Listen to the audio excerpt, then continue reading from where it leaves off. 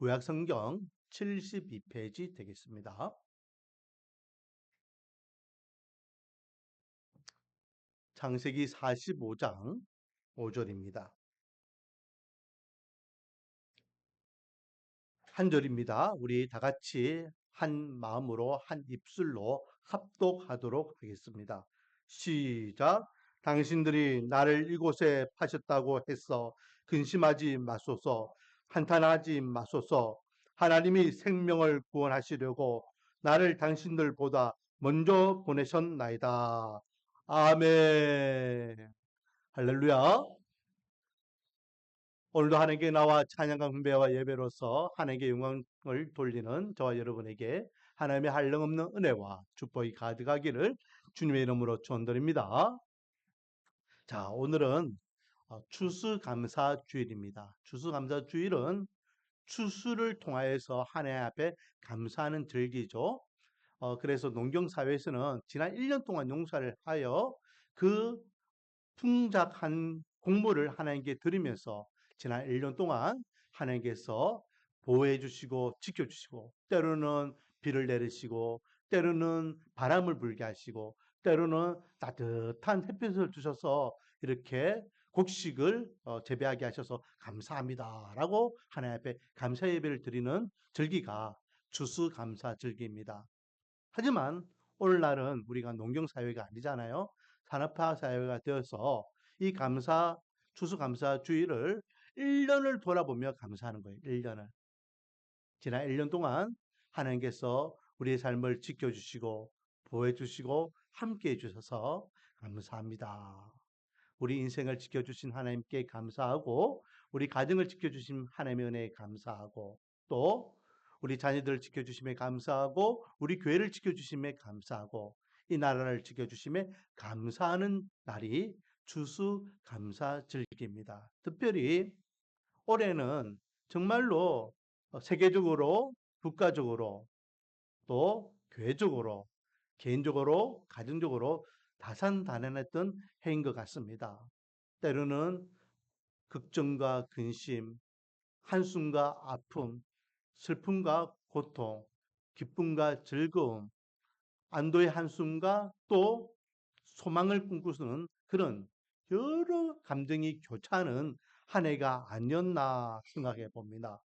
그런 한 해를 돌아보며 우리가 하나님 앞에 감사를 드릴 때에 우리가 정말로 인생을 통하여 하나님께서 우리를 어떻게 인도해 주시는지를 한 인물을 통해서 돌아보며 하나님 앞에 몸과 마음과 뜻과 정성을 다하여 감사할 수 있는 시간이 되기를 소망합니다. 그 인물은 바로 요셉이라는 인물입니다. 자, 오늘 요셉이 고백했던 고백이 이제 5절에 있었는데요. 이 고백을 하기 전 요셉의 인생을 먼저 보기를 원합니다. 요셉은 인간적으로 볼 때에는 성공한 사람이었죠. 왜냐하면 그 당대에 가장 강력한 강대국이었던 애굽의 국무총리가 되었습니다. 오늘날로 이야기하면 미국의 국무총리가 된 거나 마찬가지예요. 인간적으로 보면 젊은 나이에 성공했다 할 수 있죠. 자기와 자기 가정이 평안하게 살았습니다. 자기의 아버지의 가족들이 편안하게 살았습니다. 자기의 형제들이 가족들을 또한 다 불러서 편안하게 살았습니다. 걱정 근심 없는 삶을 살아가는 가정 성공했잖아요. 하지만 우리는 이렇게 요셉의 결과적인 모습만 보고 야, 요셉이 정말 성공한 인생이구나. 하나님께서는 과연 요셉에게 늘 복을 주셨구나라고 생각할 수 있습니다. 하지만 요셉의 인생을 돌아보면 그런 인생이 아니었어요. 요셉은 4명의 다른 어머니 그리고 11명의 배다른 형제들과 함께 살았죠. 거기에 12명의 형제 가운데에 11번째 아들이었습니다. 더군다나 4명의 어머니 중에 자기의 친모는 제일 먼저 죽었어요. 정말로 형들로부터 왕따 아닌 왕따를 많이 당하고 정말로 형들로부터 많은 박해를 당했죠. 더군다나 어떤 일까지 당합니까? 형들의 손에 의해서 인신매매까지 당하잖아요. 저 요셉을 꼴도 보기 싫다. 그래가지고 구덩이 깊은 데 파가지고 집어넣어서 죽이려고 해요. 우리 손으로 그래도 우리 동생을 죽일 수 없잖아? 그런 마침 미디안 상인이 애굽으로 가는 것을 보게 됩니다. 근데 바로 그래요. 형님 살려주세요. 애굽을 복구라 해도 형들은 들은 체하지 않고 이 동생을 그렇게 했단 말이죠. 그렇게 해서 이제 갓 10대인 그 어린 아이가 먼 이국 땅 애굽으로 종으로 팔려갑니다. 그래서 보디발 집에서 종살이를 하게 됩니다. 제가 누차 이야기했지만은 이 고대 사회의 종은 말하는 짐승이라 했습니다. 말만 할 줄 알았지 개, 돼지와 똑같은 존재예요. 얼마나 비참했겠습니까? 그런 요셉은 그곳에서도 묵묵히 그의 맡기진 사명을 잘 감당하여 보디발 눈에 들게 됩니다. 그리고 보디발이 그에게 모든 것을 맡기죠. 지금으로 이야기하면 한 가정을 이렇게 관리하는 집사가 되는 거예요. 집사. 어느 정도 삶이 이제는 좀 펴졌는가, 이제는 살만하겠다 생각할 그때에 또 한 가지 위기가 오죠. 바로 보디발의 아내였습니다. 보디발은 군대 장군이었기 때문에 수시로 전장에 나갑니다. 집을 비울 때가 많았죠. 이 여인이 자기의 외로움을 들기 위해서 요셉을 유혹합니다. 요셉이 한 번, 두 번 뿌리치니까 결국은 어떻게 하죠? 함정을 파요, 함정을. 그래서 요셉을 자기 방에 불러들여가지고 다시 급탈하려고 할 때에 요셉이 냉치금 뒤도 돌아보지 않고 도망갈 때에 그에게 그 도시 벗겨지게 되고, 괘씸하게 여긴 이 여주인이 자기 안주인이 돌아왔을 때에, 바깥 주인 돌아왔을 때에, 여보 여보, 저 요셉이 당신 없을 때 나를 급탈하려고 했어요 라고 하며 오히려 요셉을 성추행범으로 몰아가게 됩니다. 이 당시에 성추행범은 무엇과 동동하다 했습니까? 살인범과 동동해요. 왜냐하면 이 당시에는 치안이 약했기 때문에 남중네들이 밖에서 바깥 일을 할 때에 안에 안 사람들을 보호할 수 있는 방법이 없어요. 특히 애굽은 여러 나라에서 젊은이들을 막 포로로 끌고 와서 집안에 종살이하고 있던 데잖아요. 그 혈기 있는 젊은 애들이요, 그 집에 주인이 없는 그 집에, 여자들만 있는 그 집에 양포하게 행동할 수 있잖아요. 그것을 보호하기 위해서 항상 본보기를 보여줍니다. 그 중에 한 가지가 성추행, 또 성강간, 이런 것을 하면 바로 죽여버립니다. 주인의 여자는 건들면 안 되는구나. 이 집의 여자들은 돌과 같이 여겨야 되는구나. 그런 경계심을 주는 거예요. 그렇다면 이 요셉도 누명이었지만 성추행범으로 잡혔다라는 것은 무엇과 동일하다는 겁니까? 살인범과 동일한 거예요. 언제 죽을지 몰라요. 보디발이 마음만, 야, 저놈 꼴도 보기 싫다, 빨리 죽여버려 하면은 언제든지 죽을 수 있는 날을 보내게 됩니다. 자, 이게 요셉의 상황이에요. 그런데요, 재밌는 것은 이런 요셉의 인생을 향하여서 성경에서는 뭐라고 이야기하느냐? 형통하였더라 라고 말씀하고 있습니다. 할렐루야. 종으로 팔려갈 때에도 형통하였더라. 보디발의 아내에 의해서 누명을 쓰고 감옥에 갇혔을 때도 형통하였더라. 여러분, 형통하였다는 뜻이 뭡니까? 형통하였다는 뜻은요, 잘 되더라, 성공하더라, 내가 뜻한 바가 이루어지더라 라는 뜻이에요.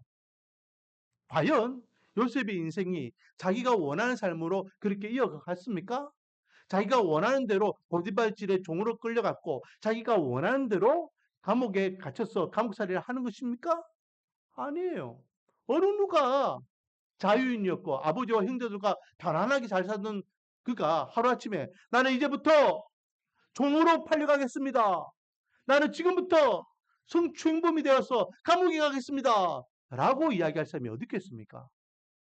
자기의 뜻과 자기의 생각과 자기의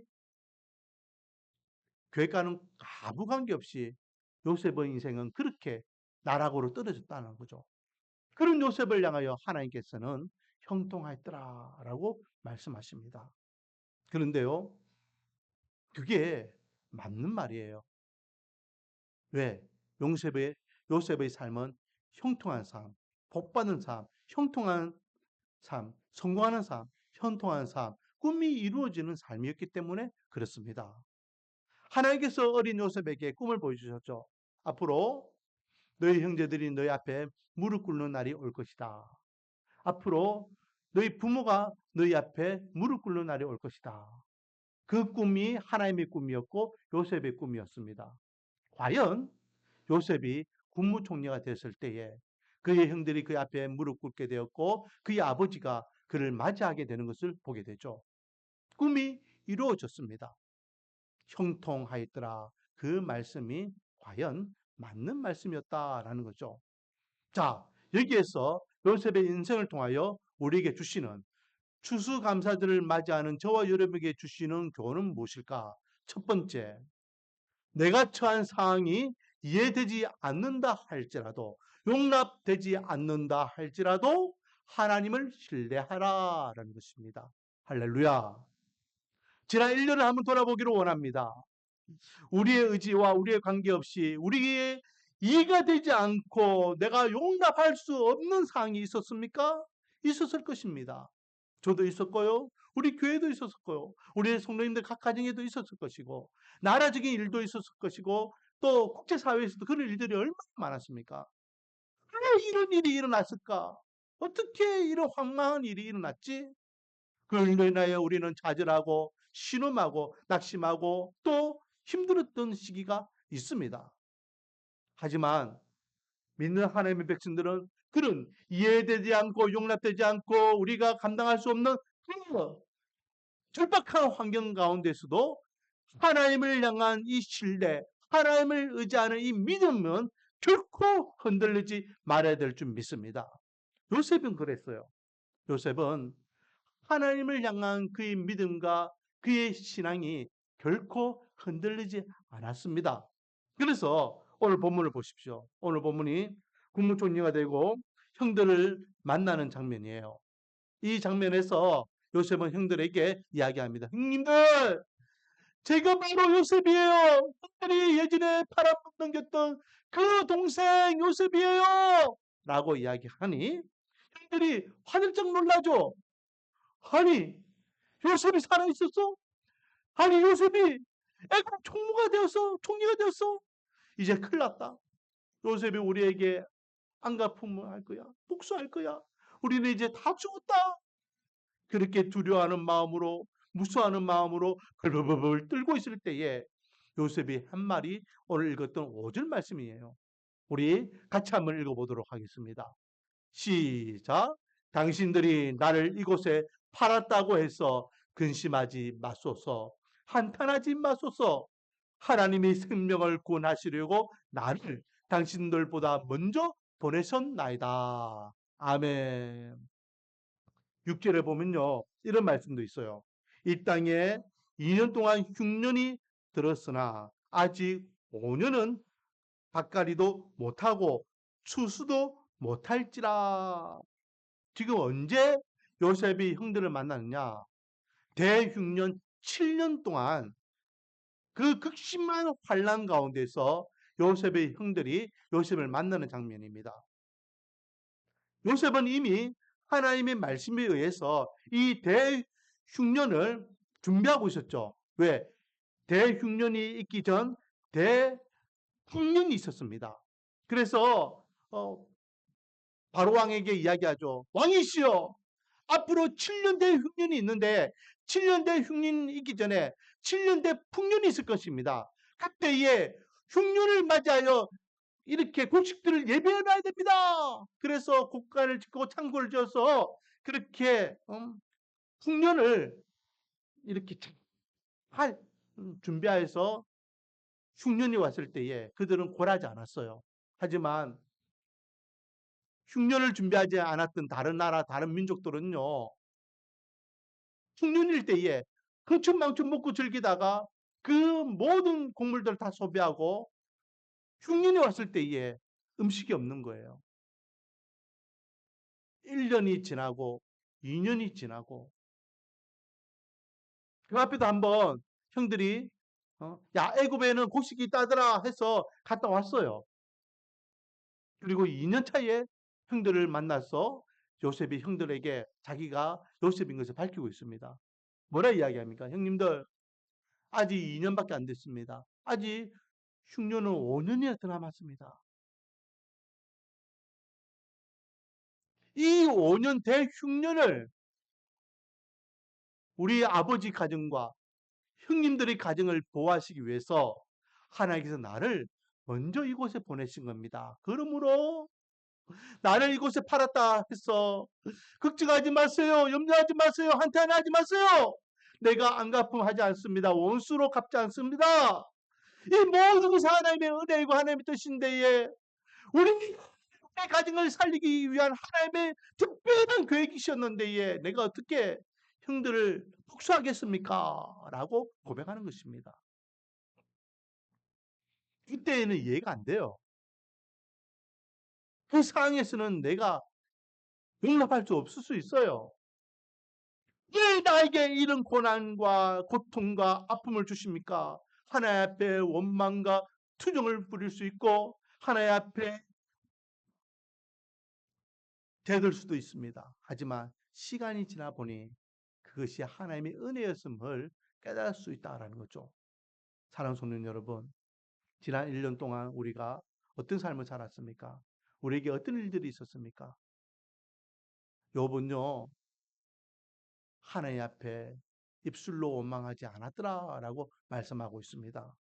욥기 1장 22절 말씀을 보니까 이 모든 일은 어떤 일입니까? 자기의 자식들이 하루아침에 다 죽음을 당합니다. 자기의 모든 가축들이 하루아침에 다 잃어버림을 당합니다. 자기가 갖고 있던 건강을 다 잃어버립니다. 자기가 누렸던 모든 명예와 또 부를 하루아침에 다 잃어버립니다. 그것을 겪고 난 다음에 욥은 범죄하지 아니하고 하나님을 향하여 원망하지 아니하더라. 이것이 믿음의 사람, 하나님을 신뢰하는 하나님의 백성들이 가져야 되는 태도일 줄 믿습니다. 오히려 그것은 또 다른 역경과 고난은 나를 하나님의 사람으로 단련시키는 또 다른 은혜입니다. 그래서 욥기 23장 8절에 10절 말씀해 보니까요. 우리가 잘 알고 있는 말씀이 10절이죠. 내가 가는 길을 그가 아시나니 그가 나를 단련하신 후에는 내가 순금같이 나오리라. 내가 순금같이 나오리라. 그런 말씀을 하셨는데 이 말씀, 이 단련한 후에 내가 순금같이 나오리라 이 말씀 앞에 8절, 9절 말씀이 아주 의미 있는 말씀이에요. 어떤 말씀이냐? 그런데 내가 앞으로 가도 그가 아니 계시고 내가 앞으로 가는데 내가 힘들어 가지고 앞을 바라보고 가는데 그가 안 계시대. 누가? 하나님이 안 계시더라요. 뒤로 가도 뒷걸음질해서 뒤로 가도 배울 수 없고 하나님을 배울 수 없다는 거예요. 하나님, 내가 이렇게 힘든데에, 내가 지금 이렇게 어려운데에, 내 처지가 정말로 절박한데에, 하나님을 찾는데 왜 하나님 안 보십니까? 앞에도 안 보시고 뒤에도 안 보시고 9절에는요. 그가 왼쪽에서 일하시나 내가 만날 수 없고 내가 오른쪽으로 돌이키나 배울 수 없다. 왼쪽으로 가도 하나님께서는요 만나주지 않아요. 오른쪽으로 봐도 하나님 앞뒤 장후 어디서도 하나님께서는 안 보이셔요. 야, 하나님은 나를 버리셨구나. 하나님은 나의 하나님이 아니시구나. 다른 사람은 다 하나님께서 기도하면 들어주시고 형통하게 이끌어 주시고 무탈하게 지켜주시는 것 같은데 하나님은 나하고는 관계없는 분이시구나 라고 생각할 수 있다는 거죠. 그러나 내가 가는 길을 그가 아시나니 그가 나를 단련하신 후에 내가 순금같이 나오리라. 그렇게 침묵하시면서 외면하시는 같이 보였던 그 하나님께서는 끝까지 나를 지켜주시고 보호해 주신다는 거예요. 그러므로 저와 여러분은 하나님을 끝까지 신뢰해야 될 줄 믿습니다. 앞으로도 우리가 인생을 살아갈 때에 우리가 이해되지 않고 용납되지 못할 만큼의 그런 처지와 환경을 겪을 수 있습니다. 그게 인생이니까요. 정말로 좌절하고 엄청난 스트레스를 받아서 힘겨워하는 그런 문제를 겪을 수 있어요. 그런 일이 올 때에 우리는 요셉처럼, 요배 고백처럼 하나님을 신뢰하며 입으로 하나님을 원망하는 어리석음을 범하지 않기를 소망합니다. 두 번째, 우리에게 주시는 말씀은 그렇게 하나님을 끝까지 신뢰하는 자는 어떻게 하실까요? 하나님께서 온전히 인도하실 줄 믿습니다. 요셉은 하나님을 끝까지 신뢰했어요. 그 결과가 국무총리가 되는 거예요. 하나님을 끝까지 신뢰하니 자기 인생뿐만 아니라 아버지 가정의 인생도 또 그의 형제들의 인생도 책임지는 은혜가 있더라라는 것입니다. 욥도 마찬가지예요. 욥도 하나님을 끝까지 신뢰하고 의지하니 하나님께서 갑절의 은혜를 부어주시잖아요. 자녀들도 갑절로 부어주시고 물질로 갑절로 부어주시고 명예도 갑절로 채워주시사 하나님께서 은혜 복을 부어주시더라라는 것입니다. 왜? 왜요? 여러분 이 세상에서 나를 가장 사랑하는 사람이 누구일까요? 나를 가장 사랑하는 분이 누구일까요? 바로 저와 여러분을 창조하신 여호와 하나님이심을 믿으시기 바랍니다. 이사야서 44장 21절 말씀에 보니까 야곱아, 이스라엘아, 이 일을 기억하라. 이 일을 기억하라는 거. 뭘 기억하라? 너는 내 종이니라. 내가 너를 지었다.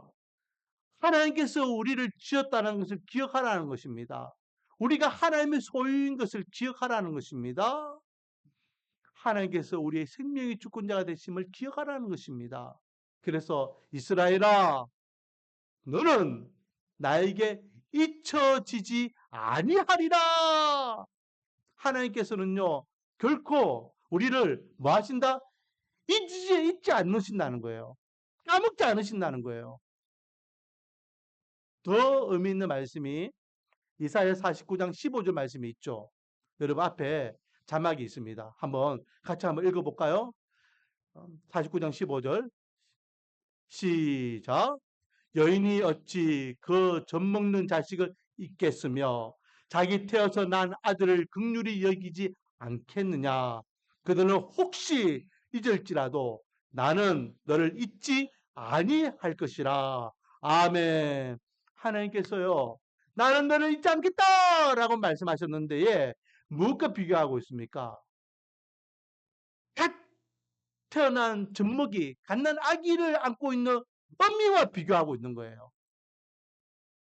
여러분, 이 땅에 어떤 엄마가 자기 품속에 있는 갓난 아기를 잊어버리겠습니까? 꽁꽁 싸매고 나는 죽을지언정 이 아이는 살리고자 하는 것이 모성이 아닙니까? 저도 우리 애들 키울 때 그랬어요. 저도. 그런데요.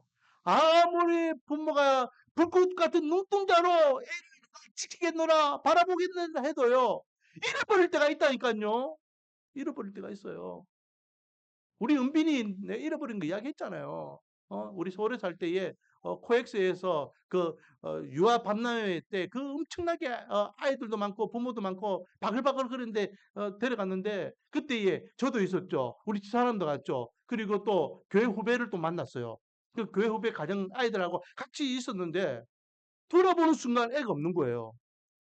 고래고래 소리 지르면서 찾으면서 막 찾아도 찾을 수가 없어요. 그 넓은 곳에 애를 어떻게 찾습니까? 잃어버리고 싶어서 잃어버린 게 아니라니까요. 어느 부모가요, 내 자식을 잃어버리겠다 생각하고 그렇게 방치합니까? 설거지를 해도 기는 애들에게, 밥을 지어도 기는 애들에게, 청소를 해도 기는 애들에게, 머리 뒤에 마치 눈이 있듯이 부모들은요 항상 우리 아이들이 뭘 하는가 거기에 대해서 관심을 가지고 왜? 위험할까봐 언제든지 뛰어가서 아이를 보호하고자 하는 그 모성애가 있잖아요. 그런데 하나님께서 49장 15절에 뭐라 말씀해요? 그런 부모의 마음을 갖고 있지만은 그래도 혹시 아이를 잃어버릴 수 있다는 거예요. 우리 은빈이를 잃어버렸던 것 같이. 결국은 지가 찾아왔어요. 지가요 고래고래 와, 따야 그 어린애 3살도 안 되는 어린애가요 소리를 지르는 데에 그 코엑스에 다 들려. 저기 우리 은빈이 있다. 여러분 뭐라 되어 있습니까? 그들은 그 갓난 아기를 품고 있는 엄마들 이야기합니다. 혹시 이럴지라도 나는 너를 잊지 아니할 것이다. 하나님께서는 결코 저와 여러분을 잊어버리지 않겠다라고 약속하고 계십니다. 그만큼 사랑하셔요. 그만큼. 그래서 저와 여러분을 잊지 않기 위해서 하나님께서 어디까지 사랑하십니까?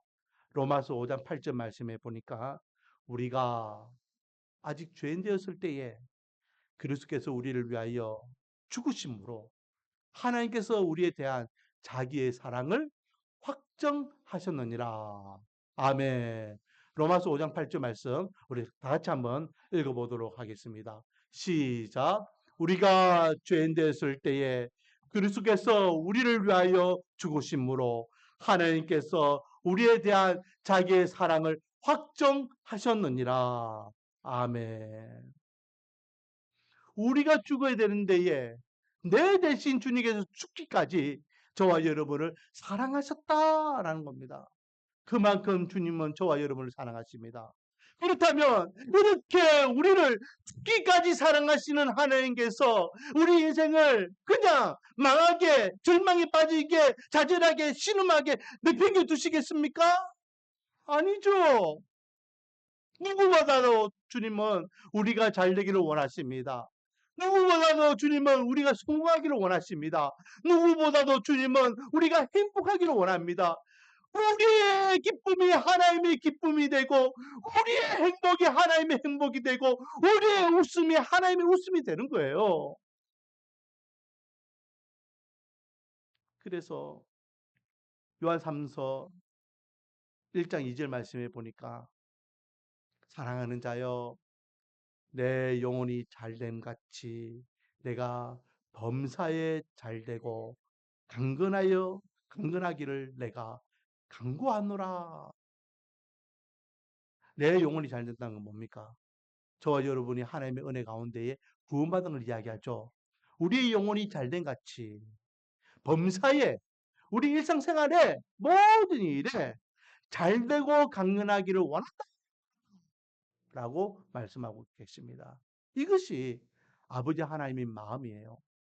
여러분, 여호와 하나님을 끝까지 신뢰하면 여호와 하나님을 끝까지 의지하면 하나님께서는 반드시 잘되는 은혜, 성공하는 은혜,